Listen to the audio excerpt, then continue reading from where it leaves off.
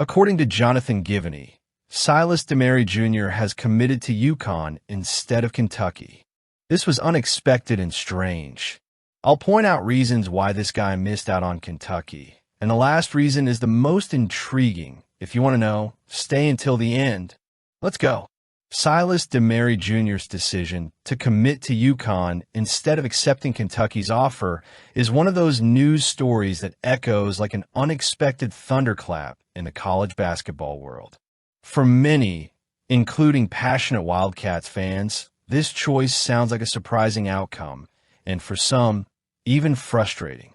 After all, Kentucky basketball, under Coach Mark Pope, is building something special. Something that could have been even greater with Demary Jr. wearing the blue and white. Let's reflect on 3 reasons why he should have chosen Kentucky. First, UConn may be a national champion, but that doesn't mean it's always the ideal destination for a player like Demary Jr. Yes, the Huskies have a long tradition, but the burden of repeating that success can be overwhelming. Kentucky, on the other hand, offers a unique platform. A structure that reinvents its roster nearly every year while remaining competitive. With Mark Pope at the helm, a new chapter is being written in the program's rich history. He brings a vibrant, adaptable style of play that could have elevated Demary Jr. as a point guard. At Kentucky, he would have been a key player on a team that desperately needs leadership on the perimeter. The opportunity to be the guy in Lexington is something few players would turn down without thinking twice. Second, the competitive environment at Kentucky is unmatched. Rupp Arena, with its electric and demanding atmosphere, molds players to the next level. Individual development, coupled with constant national exposure, allows athletes to flourish in a spotlight that few programs can provide. Additionally, Mark Pope has demonstrated a knack for creating genuine connections with his players that go beyond basketball. He understands a modern college athlete mindset and knows how to bring out the best in them on and off the court. For someone like Demary Jr., looking to prove himself as a senior on the college scene, this combination of pressure and support could have been the perfect formula to reach new heights in his career. The third reason, the one that carries an enigmatic and perhaps even disturbing tone.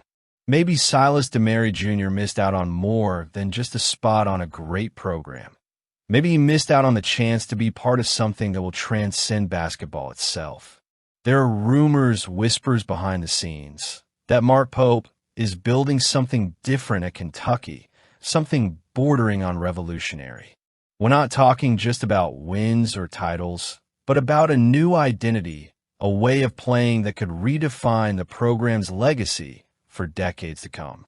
Who knows what the future holds for the Wildcats? It may be glory, it may be redemption, but one thing is for sure. Whoever is there will be remembered as part of something different. And in that context, Demary Jr.'s absence feels like an unsolved mystery. Will he realize too late that he chose the wrong path? Or will the Huskies actually offer something he finds interesting?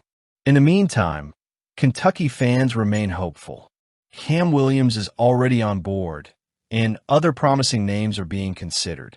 Let's keep moving forward because there are more recruits to come. And have you ever thought about having Coach Rick Pitino back? It could happen, but not in the way you imagine. Let's talk about it. The possibility of seeing Rick Pitino and his St. John's Red Storm face the Kentucky Wildcats next season is one of those scenarios that makes college basketball fans' hearts beat faster. The idea of a matchup between these two historic forces in the sport brings back memories of past glories, intense rivalries, and unforgettable moments, even if, this time, the game may only be an exhibition. However, as Patino himself revealed in an interview with the Louisville Courier-Journal, there are nuances to this story that make the situation even more intriguing.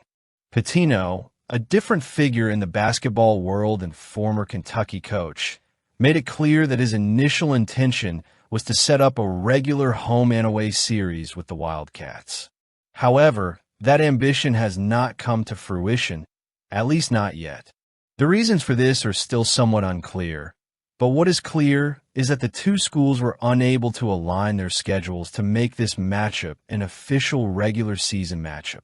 This is undoubtedly a shame, especially for fans who are looking forward to an epic reunion between Patino and the program, where he built a significant part of his legend.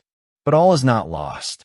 Thanks to a new regulation approved by the Division I Men's Basketball Oversight Committee, teams now have the flexibility to play up to 2 exhibition games against any four-year school, including Division I opponents.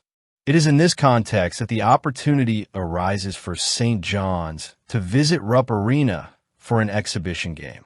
Although it does not have the weight of an official matchup, Patino's mere presence in Lexington will be enough to generate enormous anticipation and excitement.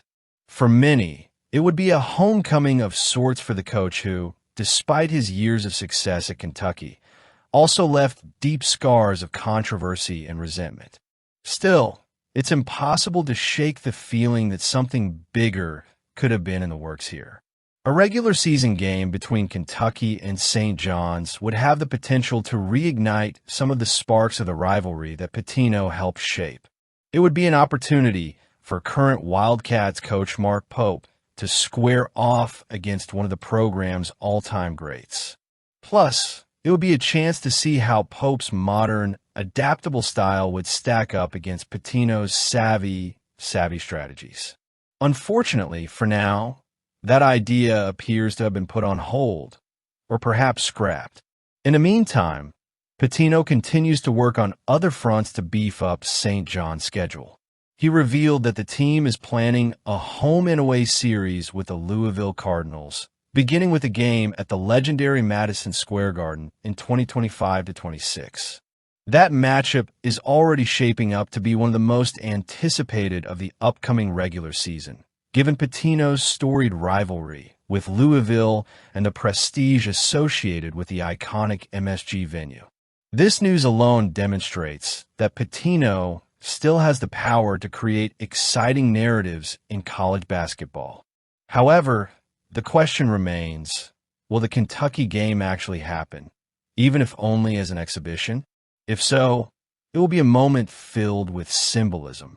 Seeing Patino step foot back into Rupp Arena, even if in a different context, would be a scene steeped in nostalgia and complexity.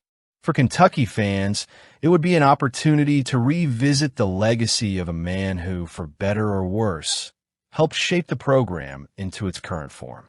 For St. John's fans, it would be a chance to see their team tested against one of the sports giants. And for neutrals, it would simply be another fascinating chapter in the long and rich history of college basketball.